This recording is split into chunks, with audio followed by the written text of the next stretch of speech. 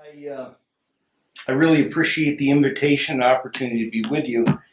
It is important when you travel a long ways to an audience that is a little bit far afield from your usual audience to know who the key members of the audience are and then pander to them.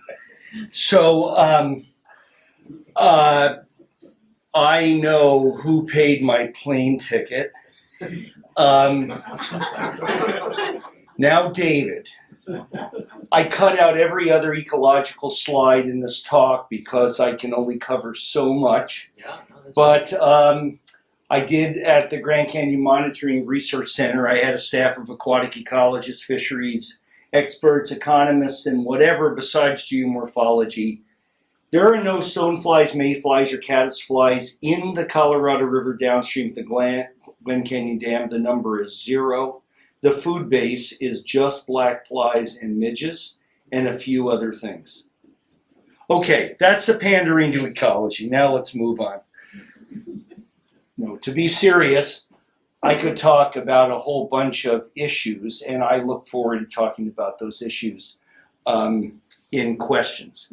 The other piece of background I just wanted to provide is that it is true. I've just been back at the university for less than a year. I started my career working in the Colorado River and Grand Canyon. I did my PhD dissertation on how sandbars were formed along the Colorado River and Grand Canyon, how they're affected by operations of Glen Canyon Dam, and the Colorado River has been much of my life. The river has given me an awesome career.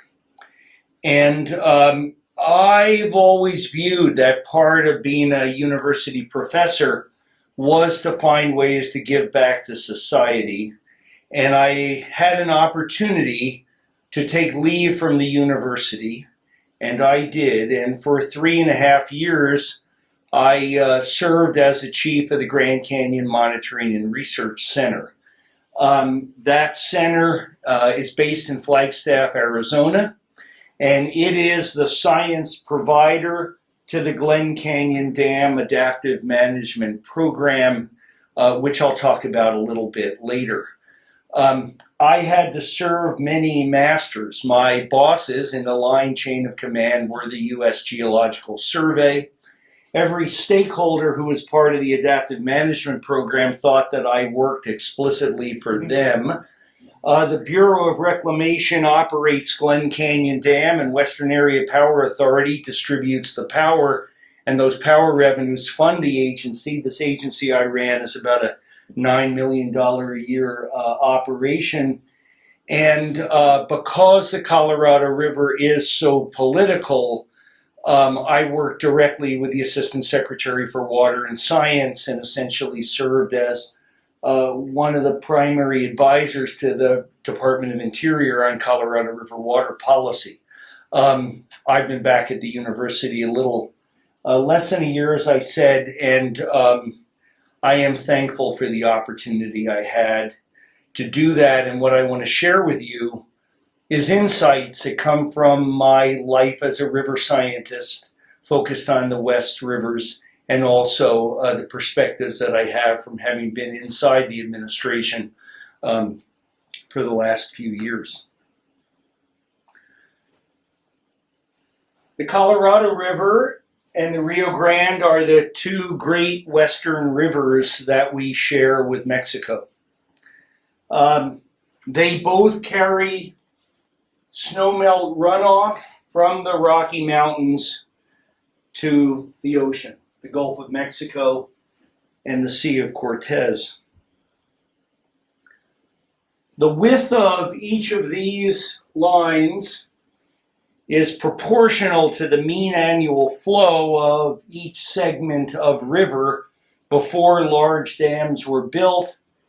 And these values are not essential to the talk, but these are the long-term water yields in acre feet. Sort of embarrassing to show that in the university, but that's the language we speak, as estimated from tree ring hydrology. I was humbled to stand with Sean at the banks of the Penobscot yesterday, and the river's down. The river's down from its peak of 70,000, which was a couple days ago, and it was only flowing at 35,000 cubic feet per second. The Colorado River, the mean annual flow of the Colorado River at the Arizona-Utah border is 11,000 cubic feet per second. Maximum power plant capacity, Glen Canyon Dam, is 32,000 cubic feet per second. So we are like a lot of things in the West, you know, we're, what do they say in Texas? All hat and no cattle. We're big talk about our rivers, but then when you come out to Maine and you see a real river, you're reminded. But nevertheless, the Colorado River is important, and the important thing is to see all the water comes from up here, and then the width of this line doesn't change much as you go downstream. The same is true for the Rio Grande. Its headwaters are in the San Juan Mountains of southwestern Colorado, and this is a mean annual flow in the first decade and a half of gauging. But you'll notice that the width of the line and the numbers all the way down to here actually get a little bit smaller. That's because on the Rio Grande, there's a long history of irrigation diversion that goes back to the at least to the 1700s in a substantial way, and particularly irrigation in the El Paso Juarez Valley is evident by this decrease in stream flow.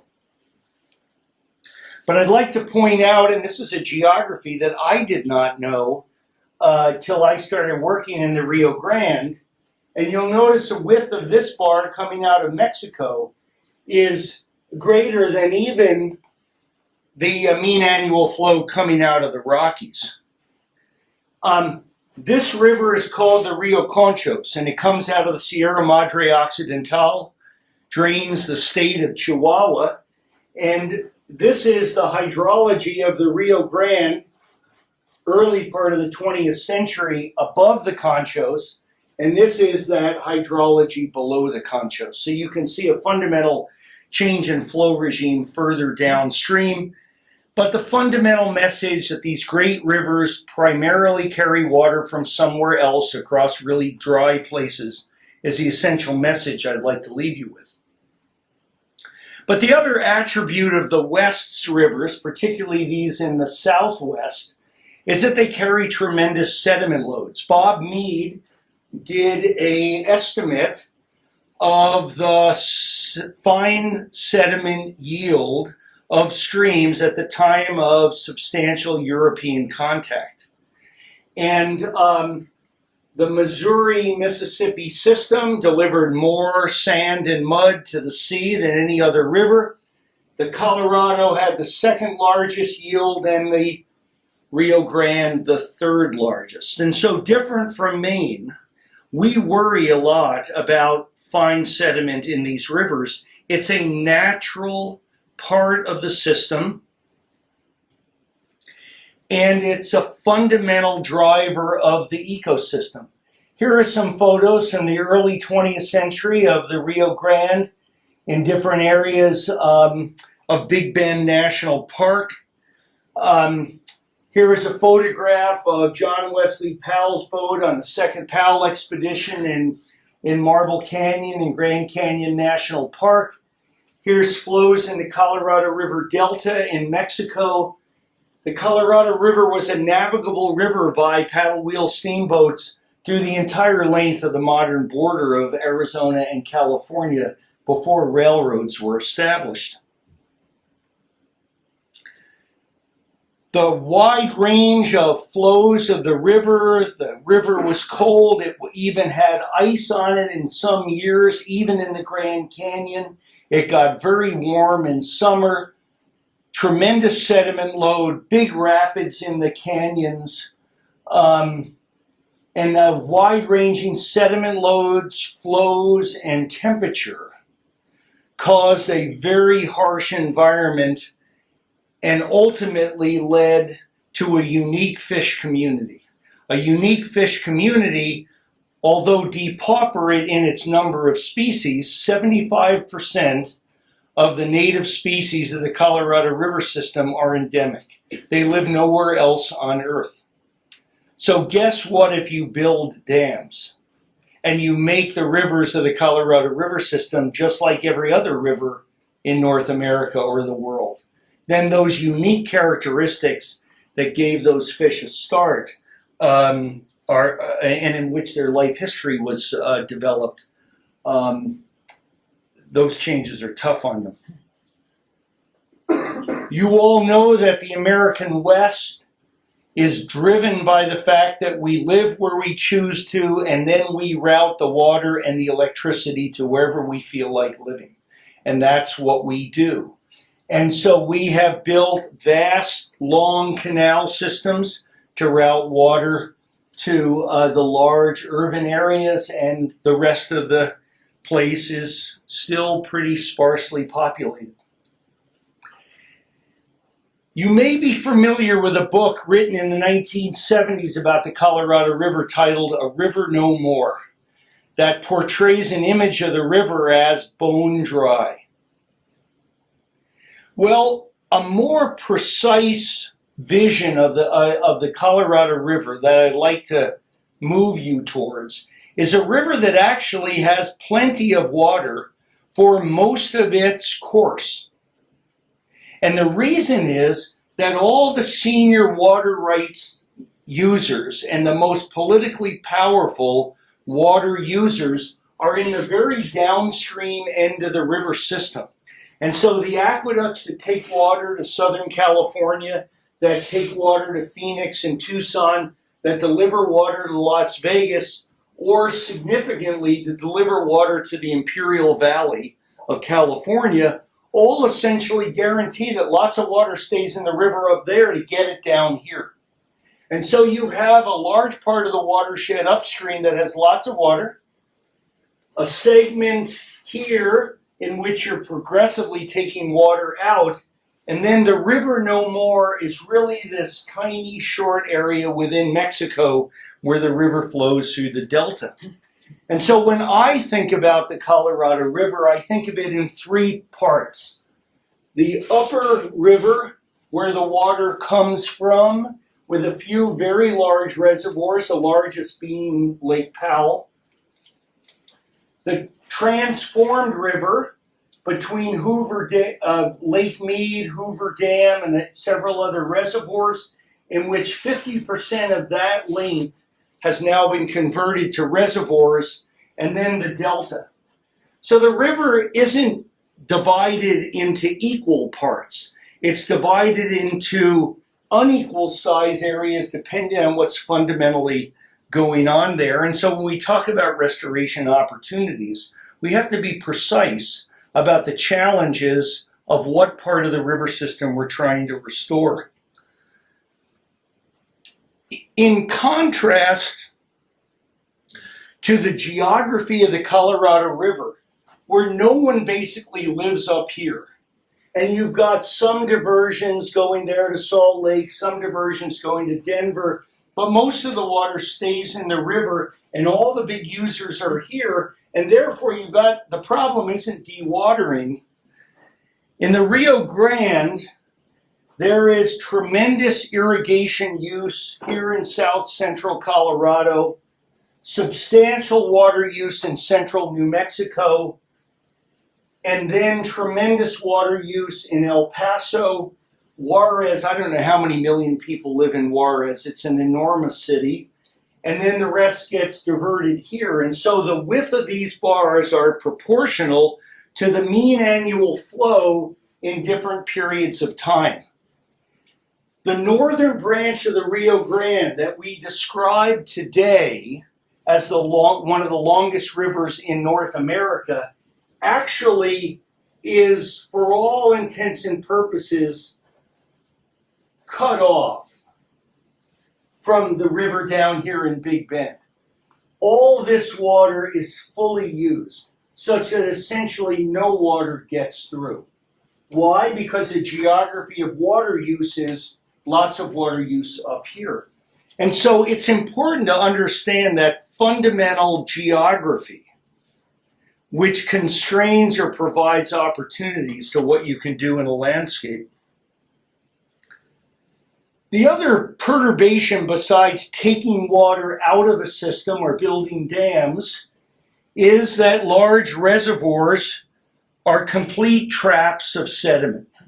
This is a matched photograph of Lake Powell at high stage in 2003 and low stage a decade or so later.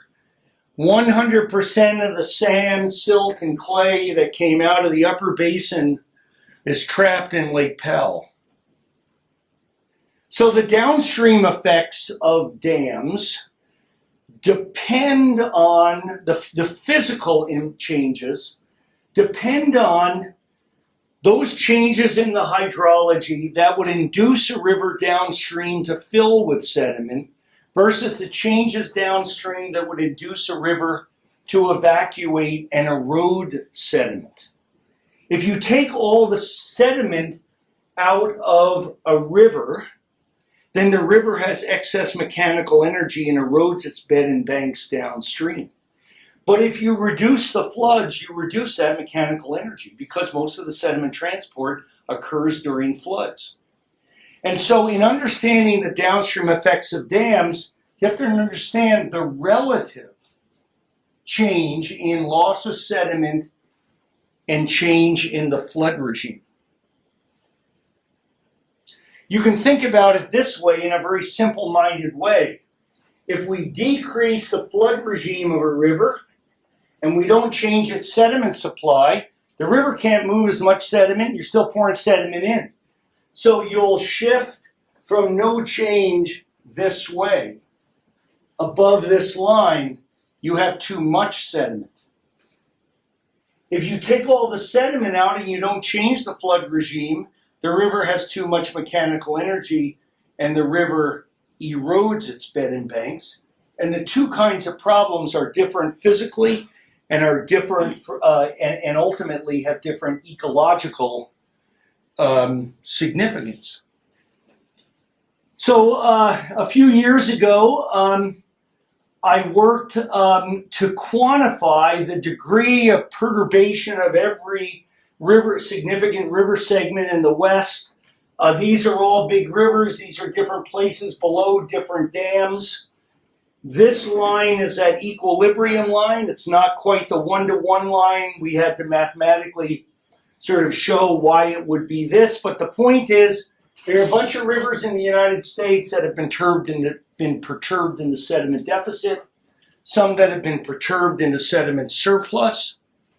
And when you map that out, you can see long sections in red where rivers have too much mechanical energy for their sediment supply because the sediment is all being trapped in the reservoirs. A few sections where the rivers have too much sediment, and now I realize there are many other smaller rivers that have been tripped into surplus. The point here is dams do not affect all rivers in the same way, and the restoration challenges differ from place to place. Well, what does the magnitude of channel change look like downstream from dams? The Bureau of Reclamation, in the early part of the 20th century, evaluated channel change downstream from Elephant Butte Dam that was built in 1913.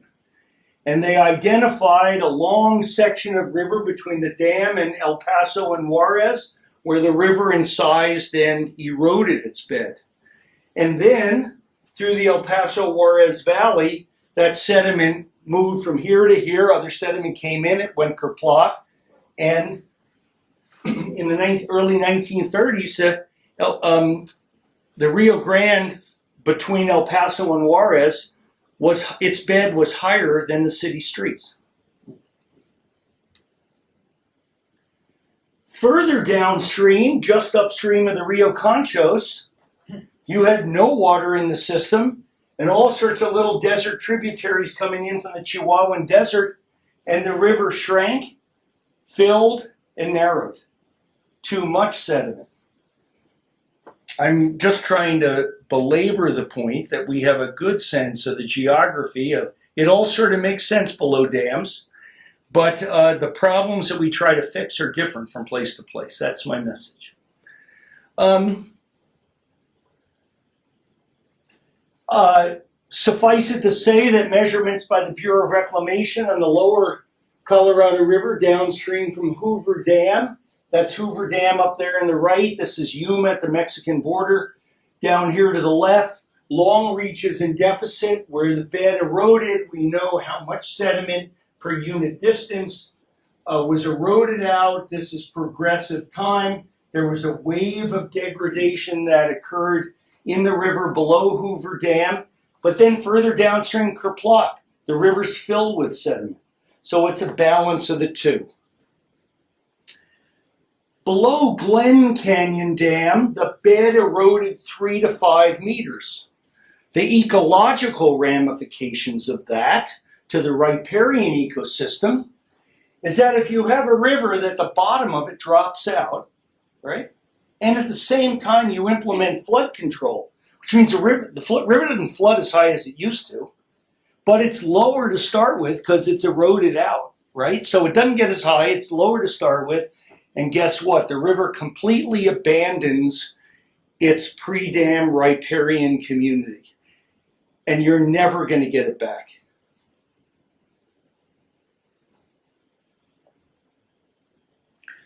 Elsewhere, flood control, but with the preservation of sediment mass balance, and you'll just have to take my word for it that that's the case on the lower Green River near Green River, Utah.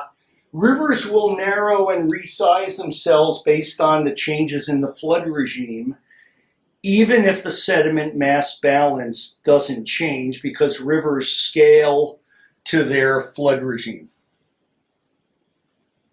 And flood control, even in a river with erosion problems, such as the Colorado River in Grand Canyon, will get narrower because riparian vegetation will invade into the former active channel of the river, such as these changes over about 100 years of time.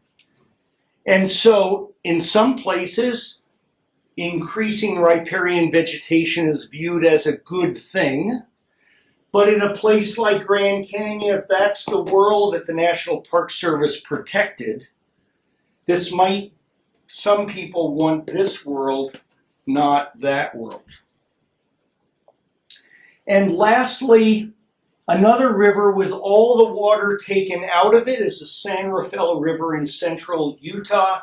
In purple is the pre-development hydrology, and in green is the post-diversion hydrology. You've taken all the water out of the river, sediment still pours in from ephemeral tributaries, and so the river has shrunk by about 75%. So the image that I want to leave you with on this sort of one size does not fit all is that if I ask you in the test at the end of the talk, how do dams change downstream river environments? You say, well, there are 3 primary attributes. Is the river perturbed downstream into deficit or surplus? Is the flood regime changed such that narrowing is induced? And thirdly, if the river has too much mechanical energy, in other words, if it's perturbed into deficit, is the bed erodible such that the river can saw through its bed and lower its course? And in some cases that's the case, in some cases that's not. And Peter Wilcock and I assert that those are the 3 fundamental perturbations caused by dams. So what do we do about this if we don't like it? Well, I think many of us who work on small streams are familiar with efforts to add gravel, remove undesirable non-native vegetation, build structures in small streams to restore them, in some places in the West, even facilitate the reintroduction of beaver. But on larger rivers, that's really not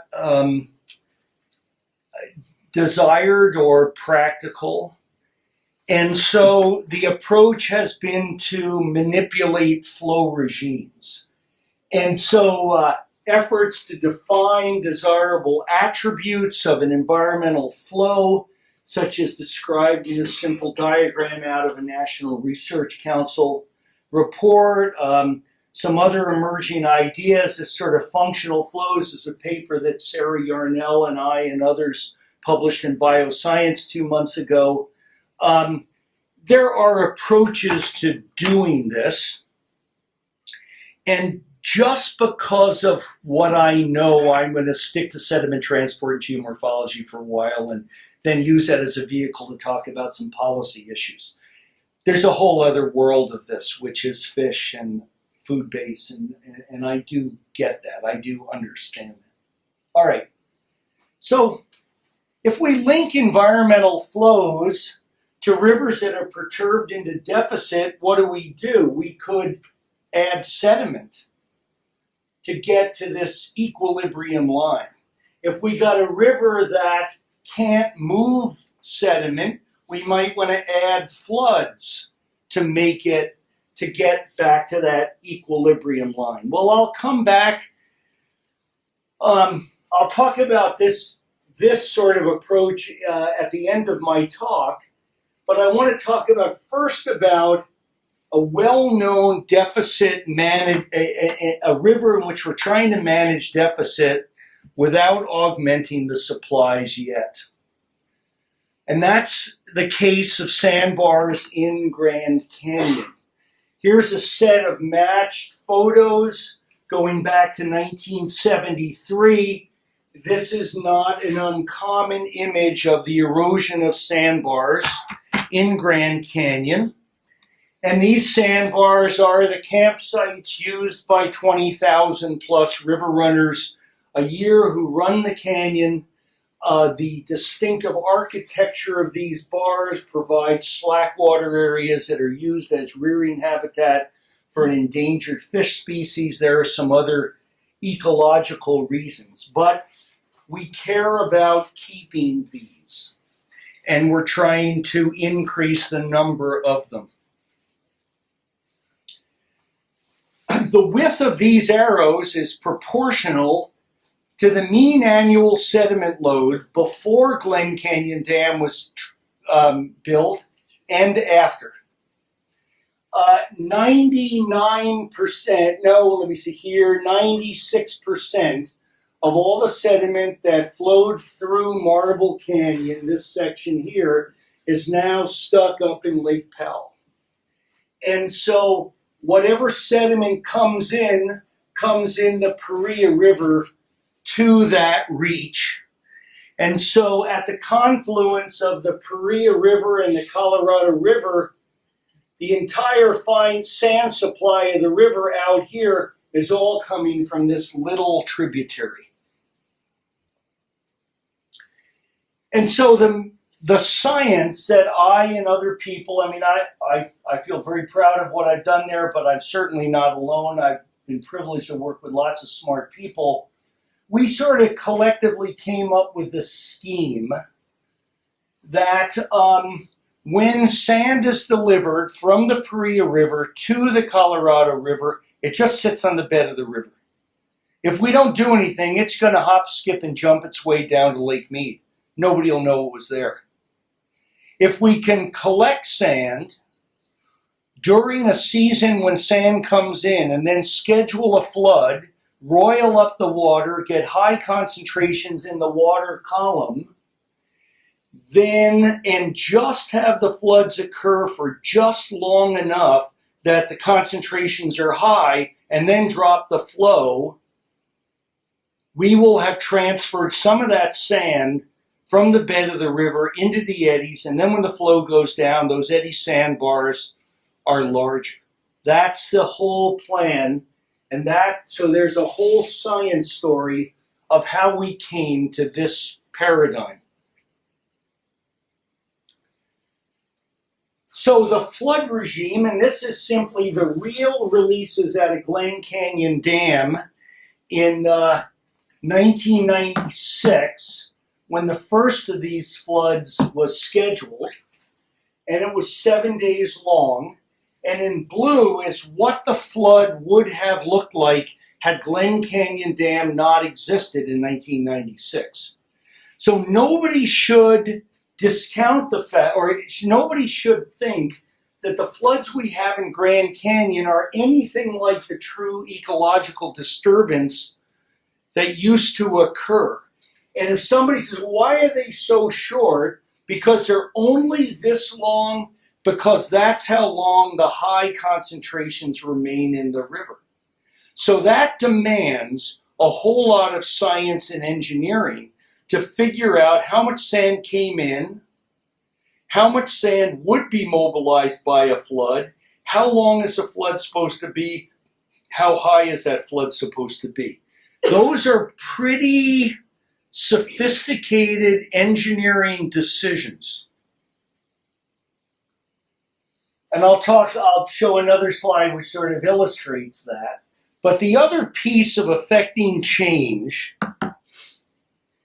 is you need to have stakeholders and a political administration that understands when to strike, when is the iron hot, when to have the backbone to make a commitment, to make a decision. And it doesn't matter what my politics are, I will tell you that this administration and this administration in the Department of Interior had that nerve to exert that political leadership. I was involved in every flood. I'm one of the guys who thought these things up. I was involved in floods in 04 and 08, and every one of them was a protracted political battle to get all the stakeholders lined up to schedule those releases. And that meant that by the time you fought the political battles, the time wasn't so right anymore because some of the sediment had already gone down to Lake Mead. And so what the administration did was we wrote a big science document. This is when I was still at Utah State. And then the administration codified and then developed an environmental assessment to do the regulatory compliance that said, we're going to have a formal accounting period when we're going to measure how much sand comes into the river. And it's the period primarily of the North American monsoon, July, August, September, early October in the Southwest. We're going to count all the sand that comes in. If we have enough, we're going to have a flood. We're giving you the regulatory compliance by that document to do it. No political arguments. It's a go. Then you schedule a flood. There's a window when that flood could be scheduled. You start counting again. It could occur again. And so the key is they had the nerve to implement scientific findings. Here's a release, and the protocol was adopted in 2012. And in 2013 and 2014, we had floods, and we're going to have a flood again. We've had very favorable sediment conditions. If that environmental assessment and that regulatory compliance hadn't been implemented, we would never have floods this many times. The political opposition is substantial. Here's the Colorado River in flood, some USGS staff of GCMRC making sediment transport measurements. So from the science side of implementing a regulatory decision, it's not just the science story of why that protocol was developed, but what it takes to implement it on a regular basis. We have to measure, it's now no longer we, but I can't help myself, the Paria River is coming in. Sediment's got it. Every flood that comes in, every flash flood that comes in has got to be measured. Here's the Arizona Water Science staff measuring a flood at the bridge on the way into the boat ramp. All sorts of false alarms, chasing things. The Dam River floods always at 3 in the morning. And there's a whole strategy of how to chase floods, and then the instrumentation of pump samplers and automatic samplers because that gives you the continuous record that you calibrate with whenever you're lucky enough to get up there and drop a real sampler in. But then you have to know where that sand stays or goes. Does it stay here? Does it go downstream? Where is it sitting those months before you have the flood? So for instance here, 30 miles downstream, we have a remote station. David Topping of the USGS has dreamed up the use of acoustic samplers. And so we have acoustic samplers that are giving us the attenuation of sound coming out from those samplers on a regular basis. And then we have pump samplers triggered by rises in stage. Folks go down every couple months and calibrate that with formal cross-section samples, very sophisticated efforts to measure remotely and uplink these data so you can sit in Flagstaff and figure out what's going on in the river in the bottom of the Grand Canyon. And then to serve all that in a transparent way. All of this is available at www.gcmrc.gov. You can compute sediment mass balances for sand for any segment of the river for any period of time. All the data are being reported, not just for sediment transport, grain size of sand, temperature, various nutrients, and all of this is being served on a regular basis so that any stakeholder can evaluate what they think of the numbers. And buried in those websites, well, actually not buried, pretty transparent, you can adjust the coefficients that control the uncertainty in those estimates in a completely transparent way. So that any stakeholder, and it's not necessarily the stakeholders as much as it's the stakeholders' consultants, if you're talking about the big money stakeholders, they can go and question anything. And so it's not just a rigorous application of the science, it's a transparent presentation of those data, and that's at the GCMRC website. We have remote cameras throughout Grand Canyon. Here is a spot with the remote camera before and after the 2012 flood, before and after the 2013 flood. People go down, grab these digital images, come back, download them, and serve them on the internet so that anybody can look independently at all these match photos and say, do I think this is all worth it or not? I think in the interest of time, I'll just say it looks pretty good. The floods aren't universally wonderful, but certainly more than half of the bars that are photographed get bigger, and we're sort of understanding the patterns, but it certainly looks good for now. There's challenges. Every flood costs lost power revenue because you're bypassing the power plant. You make that bar a little bit bigger. I realize that from this angle it doesn't look all that big. But then you have 11 and a half months of normal operations, and that bar erodes back to that. But then we build another bar, and the same. Is this good or bad? It costs a lot of money, but we're making the process transparent. And I would say that overall, if you look past the variation of good erosion, build up some more, erosion, build up some more, and you just look at the average condition of these bars just before each flood, the trend seems to be it keeps getting a little bit better. So this protocol certainly continues, and I think it's a good example of implementing science, political leadership, transparency in serving data, empowering stakeholders, and building trust. We certainly have had favorable conditions. These are the sediment loads brought in by the Rio River each of the last 4 years. This is sort of the average. It is the median value. We haven't had any complete bust years. And so we've been able to implement the floods.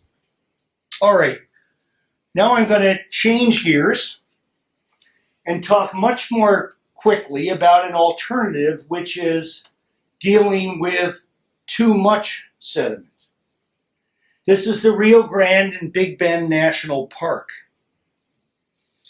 This is the largest area of protected binational conservation in the United States out of the shared resources between Alaska and the Yukon Territory. Here's Big Bend, the protected areas in Mexico. There are joint presidential declarations calling for the protection of this area. In trying to understand this as geologists, we excavated a long trench in the floodplain next to the Rio Grande here. This trench was about 2.5 meters deep. We found a buried gravel bar here, and that gravel bar had tamarisk germinated out of that gravel bar that germinated in 1991. And I think we were, about 2008 probably when we dug this. 2.5 meters in a transformation of a river bar to a floodplain in 15 years. That's a river with lots of sediment. And so we sort of had to understand how and why that worked, and why did the river insidiously and quickly gather sediment. And then we found that that change was not always progressive. Every once in a while, a hurricane parks over the Chihuahuan Desert and the Sierra Madre. We get a gangbuster flood, which sort of resets the whole system. So the problem is that when you look at photos all the way back in time, Chris Paola and Mikal Tal once referred to this same sort of temporal pattern on the Platte River as a ratcheting effect. The river never gets re-widened as wide as it was before, and it keeps narrowing more than it did before. And so the management idea here is to try to reduce the rate at which sediment infills. The reset floods are uncontrollable and are determined by the nature of the monsoons. We understand a bit about the aquatic ecology to understand that when the river is wide and diverse and complex, it's more preferred by native fish. I've worked with Mexican and US groups to create a vision of what we want for the Colorado River. And that vision is actually partly geomorphic, but is related to an understanding that we think this is best for the native ecosystem. And although this program has far less money than the Grand Canyon, we have a vision of where we're going. It calls for sophisticated sediment monitoring, and GCMRC, our group, has been down there measuring sediment transport so that we could look at a flood regime such as this in 2013 and realize that the sediment transport by these little spikes, which in some reports looks like a good thing, actually have such high sediment loads and are so flashy. These are the culprits of what deposits more sand on the floodplains and further disconnects the river from its floodplain. And only long duration releases like this and this evacuate sediment out and maintain channel form. And the challenge is these are only accomplished if Mexico releases more water out of its reservoirs on the Conchos. These are uncontrollable. And to work with Mexico to get Mexico to release more water is a very strenuous discussion that some of us are involved in. I want to talk about the importance of floods just for the sake of having floods. This is the Colorado River in the past in the Delta, and this is an exact match of that photo more recently. In 2012, Secretary Salazar and the Mexican government negotiated and signed a minute to the Mexican-American Water Treaty calling for a experimental release of water into the Mexican Delta. This is that flood in relationship to the average flood of the Colorado River through the Delta before the big dams were built. It's not quite a recreation. Oh,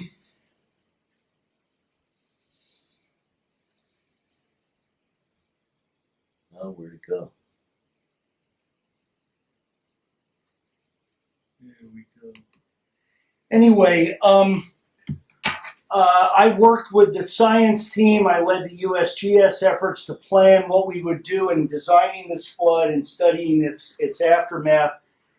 This is a tremendous event just for the sake that it represented an intentional release of water from the United States and Mexico to benefit the environment. The river eventually went to zero, but this was a tremendous first event. And here is the Colorado River bed. It's a Mexican highway. The city of San Luis, Colorado is there. And this is one of the most moving sights that I have ever seen. This city of well over 100,000 just poured out to the river when this became a river. Mariachi bands, people with their horses, people carrying their grandparents down to the river. They hadn't seen the river in 50 years. Kids who'd never seen water in the river in their life. And the emotional connection was a staggering thing. And ultimately, this image of the Colorado River reconnecting with the tidal areas at the Delta has created an image which has fueled U.S.-Mexican negotiations as we speak, and this administration is doing all it can to negotiate a new minute to call for further studies of this. We're never, ever, ever going to have the river back to what it was in the Delta, but we're going to have, hopefully, wise use of water to create a more diverse riparian community that can serve a function on the Pacific Flyway, and the hard nose of that we're trying to figure out.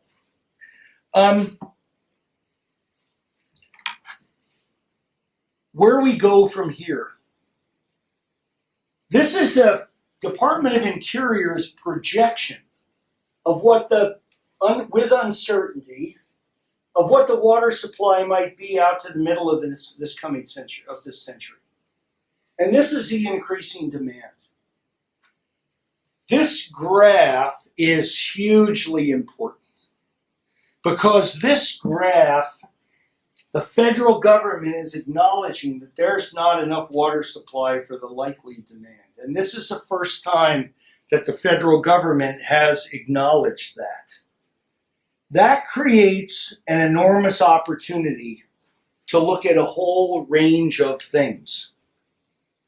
I've advocated that the Colorado River Compact Point ought to potentially be moved so that Grand Canyon is not trapped between two big reservoirs, one in the upper basin, one in the lower basin, and that every release of water out of this represents a political transfer of water, and that we could more sanely manage water supply if it was all part of one. If we say this is the time domain of how much water is used by each state, the Nature Conservancy and others are desperately trying to save water in the state of Colorado.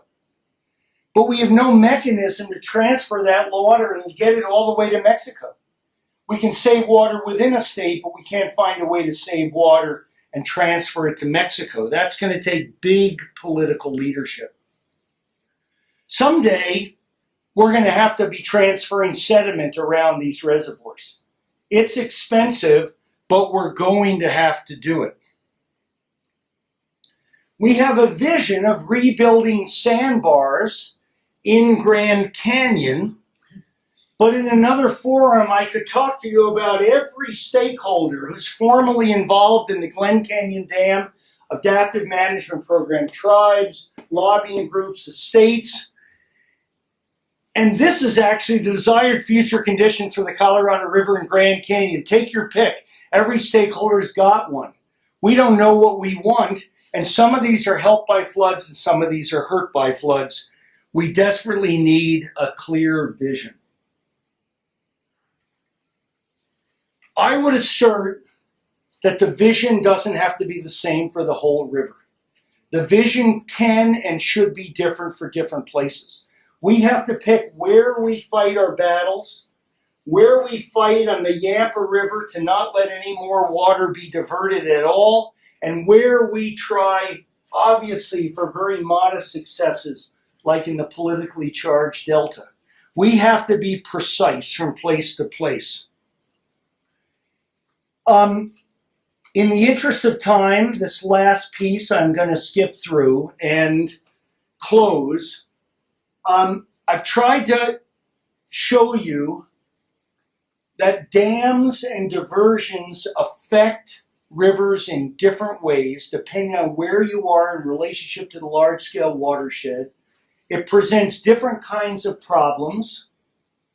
I've tried to illustrate with Grand Canyon and Big Bend that dealing with surplus and deficit are very different challenges.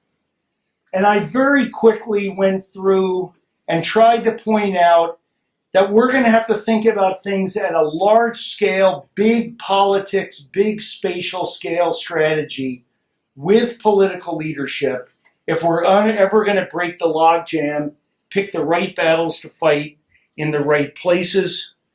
But in the end, I really do believe we can have whatever kind of rivers we want. Our problem is we don't know what we want, and we have to decide what we're willing to pay for. Thanks. You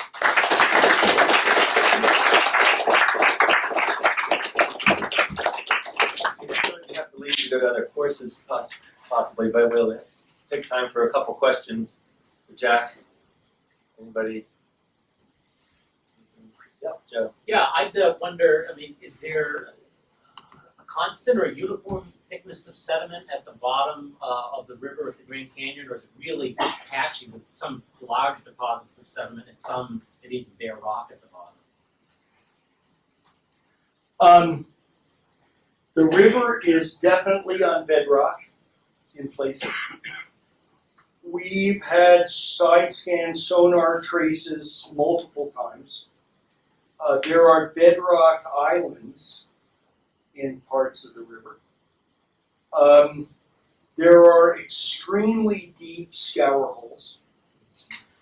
But for the most part, the river bed is devoid of sand and is cobbles and boulders.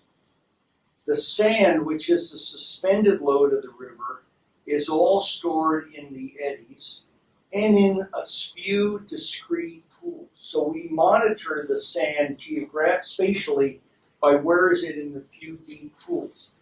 Glen Canyon Dam was closed in 1963. And in 1963 and 1964, the Bureau of Reclamation turned the river off for 2 years to fill Lake Powell. You could only get through in a sport yak or a little, just little tiny things. No raft could go through. But then you built up the difference in storage between Lake Powell and Lake Mead. The lower basin states who rely on Lake Mead power said, screw that. They went to the Supreme Court. Bureau of Reclamation said, okay, we gotta release lots of water out of Powell to fill up Mead again. Federal government had proposed another dam at the bottom of the Grand Canyon, the Marble Canyon Dam, famous environmental fight. They knew they were going to win and build that dam. So they said, well, we want to blow all the sand out of this canyon because we're going to build another dam downstream inside the Grand Canyon. So they scheduled big high floods in the months of May and June of 1965 and literally scoured the place out intentionally. Tremendous amounts of sand were moved out of the system. And so that's another reason why most of the bed of the river is very coarse. All the sand is in the eddies. Another question, Roger.